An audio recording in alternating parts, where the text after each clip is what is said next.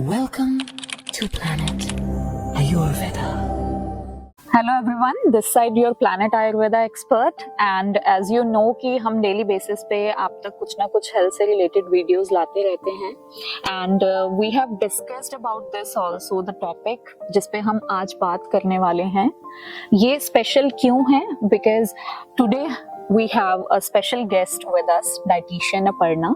सो वो हमें डाइट के माध्यम से समझाएंगे कि कैसे हम पीसीओएस या फिर पीसीओडी इनको ठीक कर सकते हैं।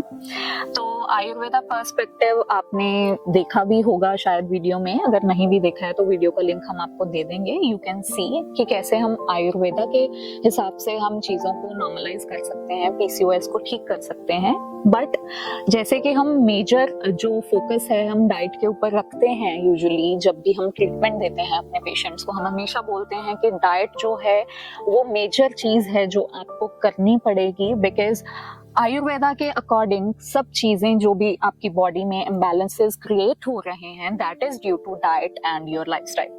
So today with us is dietitian Aparna ma'am and आज हम उनसे जानेंगे कि PCOS को लेके उनका क्या व्यू है। पहले मैं आपको बता देना चाहती हूँ, थोड़ा सा ब्रीफ कर देना चाहती हूँ कि PCOS होता क्या है एक्चुअली। PCOS में यूजुअली जैसे ही फीमेल प्यूबर्टी में लैंड करने वाली होती है, लैंड कर चुकी होती है, तो मल्टीपल फॉलिकल्स बनते हैं। तो अगर उसका डाइट या लाइफस्टाइल इस तरीके का नहीं है कि हमारी बॉडी की जो फंक्शनिंग है वो नॉर्मली हो रही हो, तो क्या होता है, जो वो फॉलिकल्स बने हुए हैं वो कुछ मैच्योर हो जाते हैं, कुछ इमेच्योर रहते हैं। तो ऐसे ही अगर वो डाइट एंड लाइफस्टाइल कंटिन्यू होता चला जाता है तो वो जो इमेच्योर फॉलिकल्स हैं वो सिस्ट का रूप धारण कर लेते हैं, जिसको हम यूजुअली पीसीओएस कहते हैं। अब पीसीओडी पीसीओएस बहुत कॉमन टर्मिनोलॉजीज यूज हो रही हैं, कोई लोग सेम भी समझ लेते हैं इस चीज को, but there is a difference. PCOS जो है वो ज्यादा सिवियर है रेदर देन पीसीओडी। तो पीसीओडी में क्या रहता है, जो ओव्यूलेशन है, मतलब एग का रिलीज होना, वो हो रहा है एंड फर्टिलिटी या इनफर्टिलिटी में वो लैंड नहीं करता मेजर केसेस में, most of the cases. But PCOS में क्या हो रहा है, ओव्यूलेशन ही नहीं हो रही है, एग रिलीज ही नहीं हो रहा है। तो मोस्ट ऑफ द वुमेन या मोस्ट ऑफ द फीमेल्स जो हैं वो इस चीज को एक्सपीरियंस करती हैं पीसीओएस को, तो वो इनफर्टिलिटी में लैंड कर रही हैं आजकल। This is I guess enough from my side, but our today's main focus will be on the diet. Today we have our special guest with us, dietitian Aparna ma'am. So she will explain you everything about the diet, कैसे उन्होंने diet से, उनका 5 years का experience है, तो ma'am आपको share करेंगे कि कैसे डाइट के साथ ही, सिर्फ डाइट के साथ, मेडिसिन नहीं, सिर्फ डाइट के साथ कैसे जो है वो पीसीओएस को हम ठीक कर सकते हैं। तो first question for you ma'am here is कि कैसे डाइट जो है वो कॉज कर रहा है पीसीओएस को? It's actually a very good question because diet he major culprit है जब when it comes to PCOS. तो मैं आपको कुछ factors बताती हूँ which are responsible for causing PCOS, and this is important for everybody to understand. One is genetic predisposition, जिसका मतलब है कि फैमिली में हिस्ट्री होती आ रही है और आपको हो जाएगा। बट आजकल की अवेयरनेस वाली जनरेशन में कोई इसको कल्प्रिट नहीं बनाना चाहिए है, is because we all know of epigenetics. इसका ये मतलब आपने अपना हेल्दी डाइट एंड लाइफस्टाइल रखा, तो जो आपके पुअर जीन्स हैं या हार्मफुल जीन्स हैं उनको dormant throughout the life रख सकते हैं। तो अब आप जेनेटिक प्री डिस्पोजिशन को ब्लेम नहीं कर सकते हैं कि किसी को था इसलिए मुझे हो गया। The real scenario will be, जब किसी को था तो you should have been aware and should have taken care of your diet and lifestyle, जो आपने नहीं किया और अब जाके वो मैनिफेस्ट हो गया है PCOS. The other is definitely poor diet and lifestyle. जिस तरह नॉर्मली आजकल there are fast food is very easily accessible, उसकी कंजम्पशन भी हाई हो रही है। There are foods which contain MSG in them. There are high sugary foods जो आपका इंसुलिन लेवल रेज रखते हैं, और जब ये सारी इंसुलिन लेवल रेज्ड रहेगा द वर्ड सजेस्ट रीज्ड है, हार्मोनल इम्बैलेंस हो गया इसका मतलब, तो वो पीसीओएस या पीसीओडी के फॉर्म में मैनिफेस्ट करेगा ही करेगा। कई लोग बहुत रिस्ट्रिक्टेड डाइट भी खाते हैं, उनकी डाइट फिर डेफिशिएंट हो जाती है इम्यूनिटी बिल्डिंग न्यूट्रिएंट्स में। फॉर एग्जांपल आयरन में डेफिशिएंट हो जाती है, मैग्नीशियम में, सेलेनियम में, प्रोटीन्स में, इनमें डेफिशिएंट हो जाती है। तब भी जब इम्यूनिटी लो हो जाएगी तब भी पीसीओएस होने के बहुत हाई चांसेस रहते हैं। ऑल्सो आजकल बहुत सारे लोग मेडिसिन लेने से पहले सोचते नहीं है, you know? उनको लगता है कोई भी सिचुएशन उसको टैकल करने से अच्छा है मेडिसिन ले लो। एंटीबायोटिक्स लेने से या ओवर द काउंटर कोई भी पिल्स लेने से या कॉन्ट्रासेप्टिव एक्सेसिव पिल्स लेने से अल्टीमेटली बॉडी में टॉक्सिन्स ही बिल्ड होते हैं। They make your liver sluggish. Yes, अब लिवर स्लगिश हो जाएगा तो बॉडी की डिटॉक्सिफिकेशन होनी ही नहीं है। सब जानते ही होंगे liver is a master organ.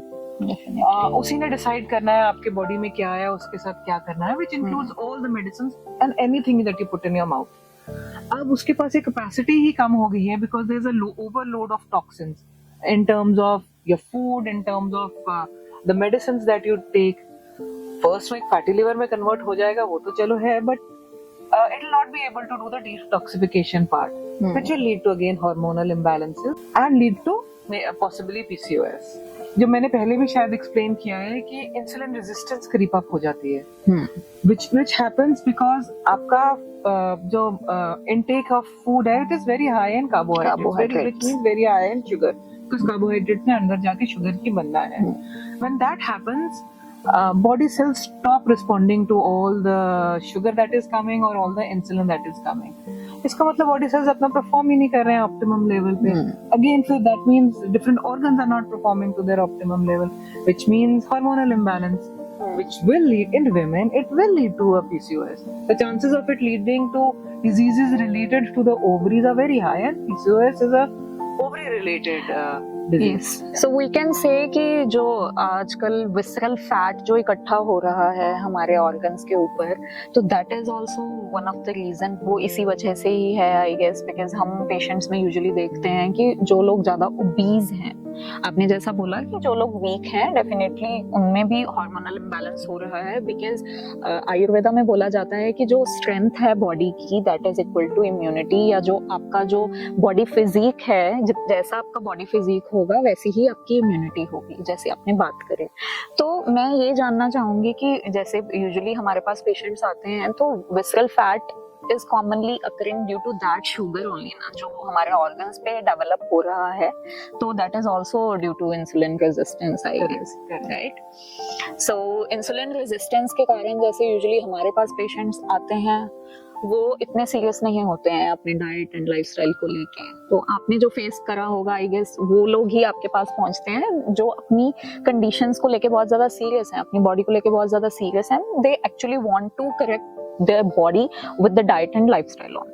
But हमारे पास जो patients आते हैं वो ऐसी chronic condition में आते हैं कि let's say not only PCOS, they will come with हमें शुगर भी है, हमारा फैटी लिवर भी है, हमें यूट्राइन फिब्रोइड्स भी हैं, हमें PCOS भी है एंड ऑल्सो हमें हाइपोथायराइडिज्म भी है।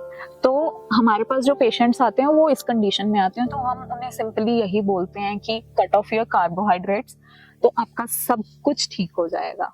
So is the same with you also? So what is important for everybody to know is कि body में 90% of the hormones do not perform to their optimal level when insulin is high, right?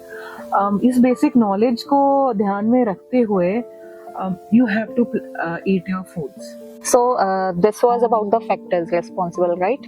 तो अगर हम बात करें कि जैसे मैंने आपको बताया कि हमारे पास जो पेशेंट्स आते हैं वो बहुत क्रॉनिक कंडीशन में आते हैं और वो काफ़ी सारी चीज़ें साथ में लेके आते हैं, तो आप कुछ ऐसे स्पेशल कुछ कोमॉर्बिडिटीज बताना चाहेंगे कि जो इसकी वजह से इन कंडीशंस में पेशेंट जो है वो लैंड कर सकता है अगर PCOS को इग्नोर किया जाए तो?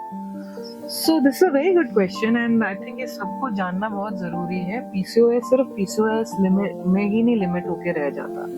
It leads to a lot of other serious conditions. सबसे पहले हम इतना तो जानते हैं, it leads to obesity. आपका मेटाबॉलिज्म स्लो हो गया, obesity increase हो जाएगा.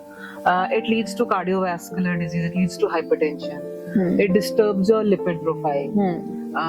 Which means that your liver is getting affected. अभी मैंने आपको बताया heart is getting affected. Atherosclerosis हो जाती है इसकी वजह से. डिप्रेशन एंजाइटी उसकी वजह से हो जाता है. यू नो लोग समझ नहीं पाते हैं कि why are they feeling the way they are feeling. जबकि you know PCOS and associated symptoms are causing that. Definitely infertility तो आ ही जाती है, which is a very big issue. Yes, ovulation ही नहीं हो रहा है, घी नहीं रिलीज हो रहा है, तो infertility will be there. हाँ. And then there is obstructive sleep apnea आ जाता है. You will see that women start snoring very heavily at night. Insulin resistance जैसे मैंने पहले बताया, definitely वो हो जाता है. But what is more dangerous is all of this combined, or even just PCOS singular, or even if you can say raised insulin in itself, it can lead to a lot of different kind of cysts in the ovaries. अगर आपके पास कोई ovary से लेकर cysts लेकर आता है, obviously there are different kinds of cysts. Usually उनका अगर आप उनका previous lifestyle pattern देखेंगे ना, वो हमेशा काफी खराब रहा होता है. यू नो तो वो इतना खराब रहा होता है कि बॉडी ने गिव अप ही कर दिया होता है कि मैं हैंडल नहीं कर सकता. तो it leads to all kinds of cysts. It can lead to endometrial cancers, you know endometriosis, adenomyosis. It can lead to all of these things. So it should not be taken lightly. But मान लेते हैं सब कुछ exist कर रहा है, there is still things that you can do about it. So it's never too late to fix your diet, never too late to fix your lifestyle.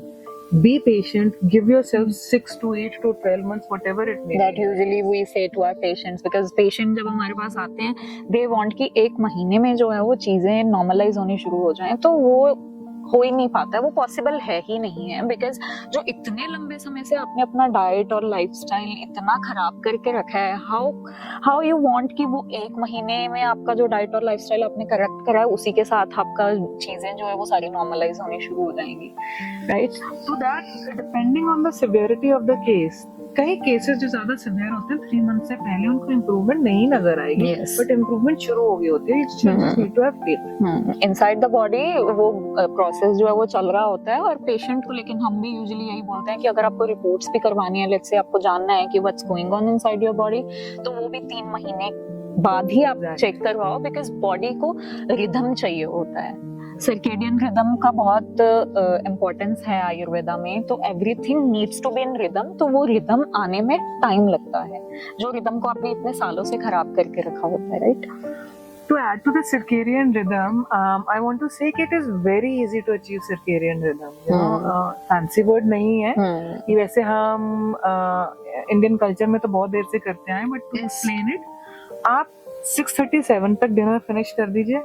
That's it. आपका circadian rhythm match हो जाएगा, because आपने next तो उठना है जब तब तक डे लाइट हो चुका होगा, राइट? तो let's say the soonest you will eat would be 6:37 next morning, right? So that our body get healed. और आपकी intermittent fasting भी हो गई, if you want to think about it. We have just uploaded, I guess we have uploaded a video on intermittent fasting. So उसमें भी मैंने यही चीजें समझाई हैं कि अगर आप by chance आप इंटरमिटेंट फास्टिंग को इतना ज्यादा हैवी मत लो इस वर्ड को. You can just finish your dinner eight 7 PM, 7:30 और 8 PM, एंड आफ्टर दैट आपके पास इनफ टाइम है, आपकी बॉडी के पास इनफ टाइम है अपनी बॉडी को हील करने का, राइट? या सो या नॉर्मली हम without making any big changes 12 hours of fasting तो बड़ी easily achieve कर लेते हैं. Yes. So just stick with that. That is good enough. Yeah. So now we will talk about the diet. क्या certain things जो हैं वो diet में हमें पेशेंट्स को बतानी चाहिए, या यूजुअली हम जो गाइड करते हैं according to Ayurveda perspective, this condition is happening due to kapha imbalance. वैसे त्रिदोषा जो है वो इन्वॉल्व रहते हैं, वात भी इन्वॉल्व है, वात के बिना कुछ भी पॉसिबल नहीं है बॉडी में, बिकॉज वही एक जगह से दूसरी जगह जो टॉक्सिन्स हैं उनको लेके जाएगा, राइट। तो कफ और पित्त और वात, ये तीनों चीजें जो हैं वो रिस्पॉन्सिबल है। पित्ता जो है वो हार्मोनल इम्बैलेंस के लिए रिस्पॉन्सिबल है, सिस्ट फॉर्मेशन के लिए कफा रिस्पॉन्सिबल है, एंड जो भी पैथोजेनेसिस, जो भी चीजें इनकरेक्ट हो रही हैं एक जगह से दूसरी जगह पे जा रही हैं, दैट इज ड्यू टू वाता ओनली। या फिर उन सिस्ट के साइज का जो ग्रोथ है, जो भी हमारी बॉडी में ग्रोथ चलती है, तो सेम लाइक दैट जो भी सिस्ट की ग्रोथ है वो भी वाता के कारण होती है। तो according to the Ayurveda perspective हम लोगों को मना करते हैं ऐसी चीजें खाना जो कि कफ को इंक्रीज करे, बिकॉज जो सिस्ट बन रहा है, जो एक स्ट्रक्चर जो बन रहा है बॉडी में, that is due to kapha only. तो कफा डाइट जो रहती है, यूजुअली हम पेशेंट्स को बोलते हैं से नो टू डेयरी, ठीक है। जितने भी आप पैकेज चीजें हैं वो मत लो, जितने भी शुगरी आइटम्स हैं वो आप मत लो, ठीक है, या फिर ऑयली और फ्राइड चीजें जितनी भी रहती हैं वो आप मत लो। तो बेसिक डाइट जो हम पेशेंट्स को गाइड करते हैं वो ऐसी डाइट होती है जो कफा को बढ़ाने में मदद ना करे या कफ को कम करने में हेल्प आउट करे।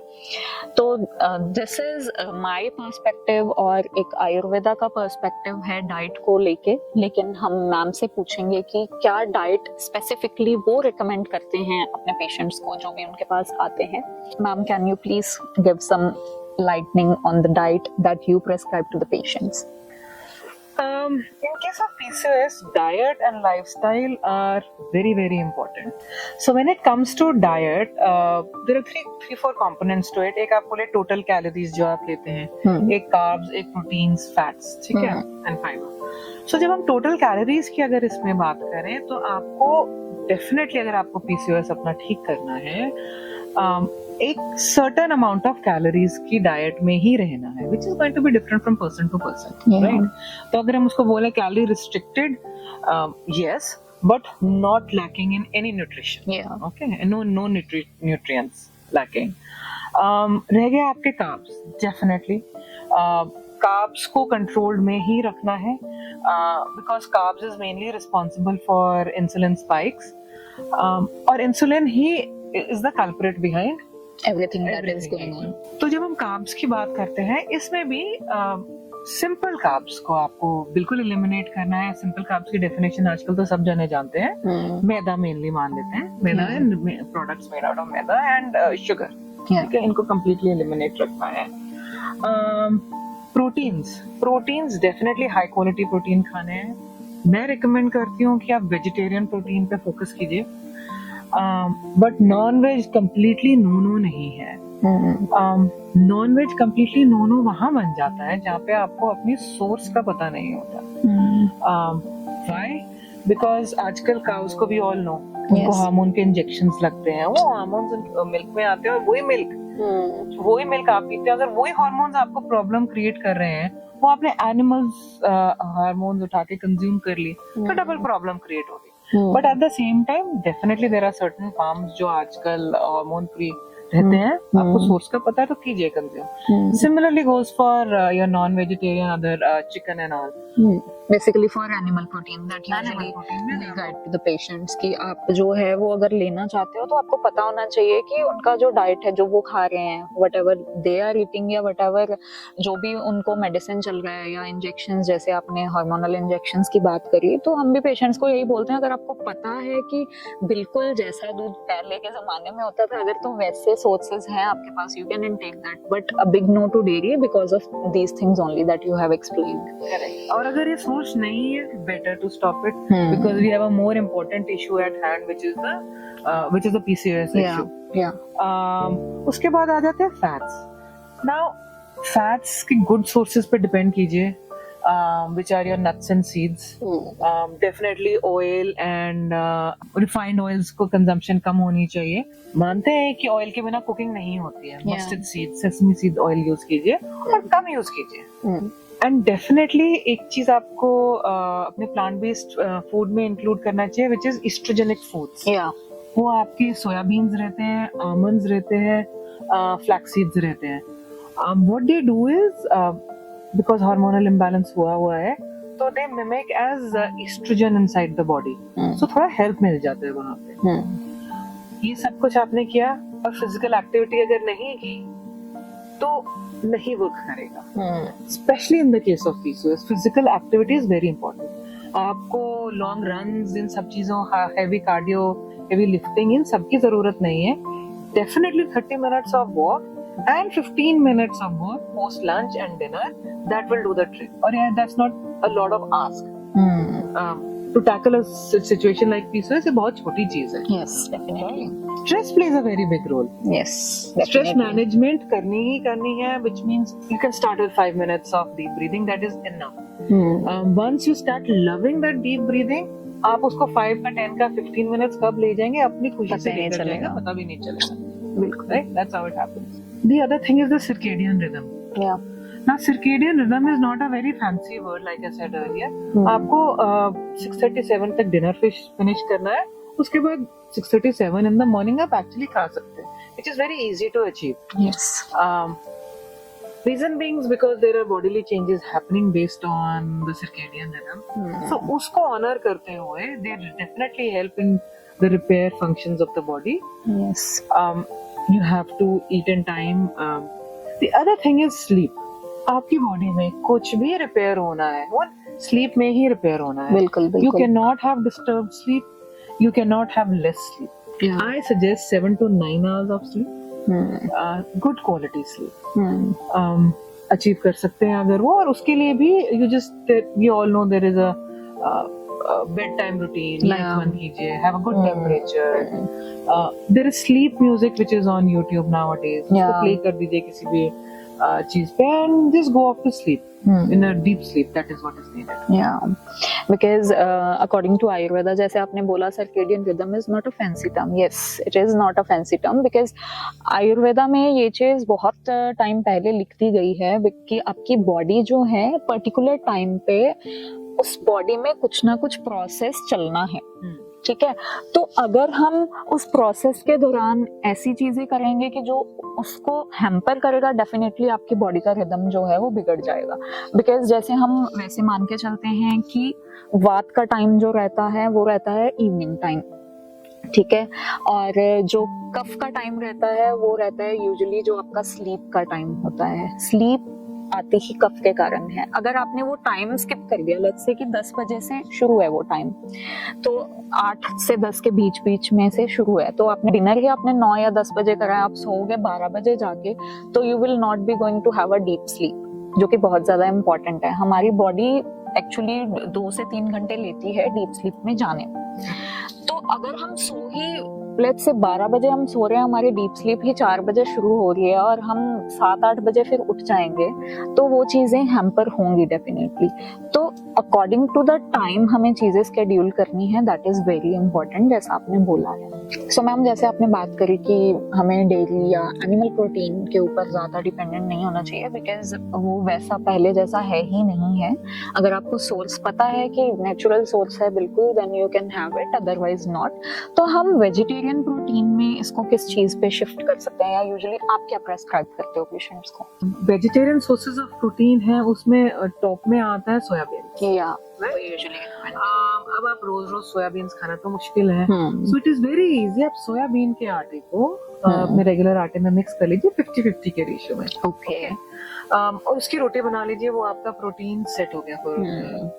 And then there is definitely soybean products. या अब आप कुछ टोफू कर लीजिए, आजकल टेम्पे आता है। हम यूजुअली पेशेंट्स को रिकमेंड कर देते हैं कि आप कुछ भी बना रहे हो, यू कैन ऐड सोयाबीन का जो न्यूट्रेला जो रहता है, 10 से 12 न्यूट्रेला जो है आप वो ऐड ऑन करके आप ले सकते हो, राइट? सो ये चंक्स जिसको हम बोलते हैं सोयाबीन चंक्स, और इसका भुर्जी टाइप भी आता है, वो भी मैं यूजुअली अपने पेशेंट्स को बोलती है, one you can take it as a snack. उसमें अब प्याज टमाटर आप डाल के हल्का सा सेंधा नमक एंड हल्दी और बिल्कुल 1 चम्मच जो है ऑलिव ऑयल ऐड करके आप उसको बनाएं और लें, एज अ स्नैक भी हम ले सकते हैं। वो टेस्टी भी रहता है और प्रोटीन भी इंक्लूड हो जाता है डाइट में, right? Okay, other than soybean आप क्या रिकमेंड करते हैं? Other than soybean definitely we know कि our chanas are high in protein, right?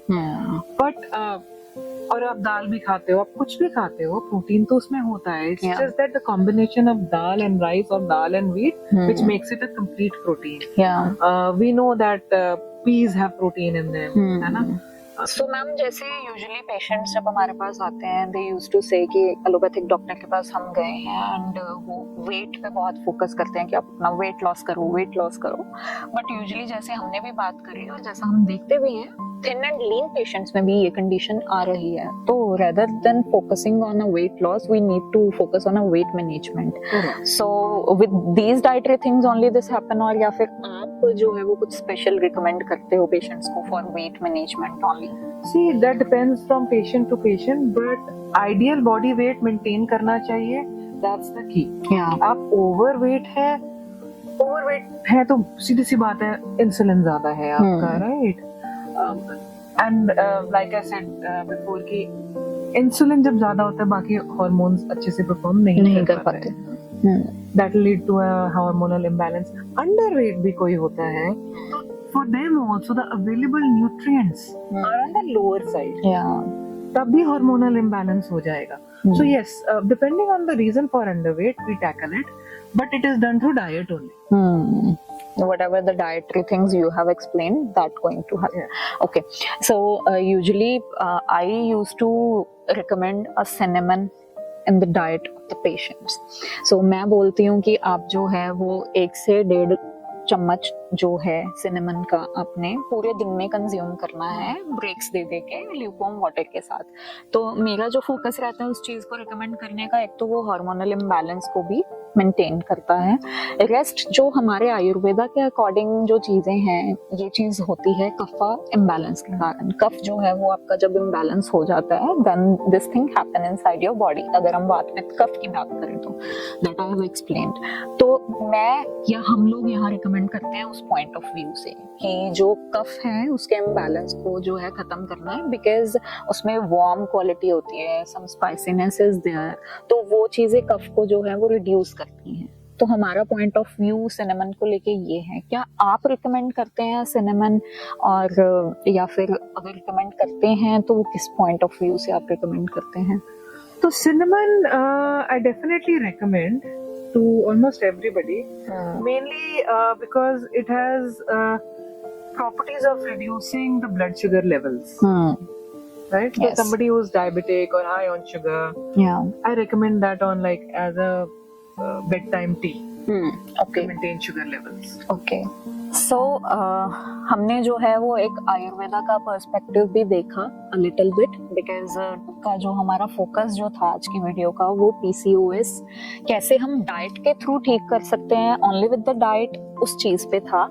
तो हमने काफी सारी चीजें आयुर्वेदा पर्सपेक्टिव से भी देखी एंड सेम थिंग्स जो हैं वो जैसा कि हमारे पास एक एक्सपीरियंस डाइटिशियन है उन्होंने हमें एक्सप्लेन करा है. जैसा हम डेली बेसिस पे आपको बोलते हैं diet is really very important. So I guess जिन लोगों को पता है कि they are suffering from PCOS, ma'am ने सारे टिप्स आप लोगों को दिए हैं, स्टार्ट फॉलोइंग दैट.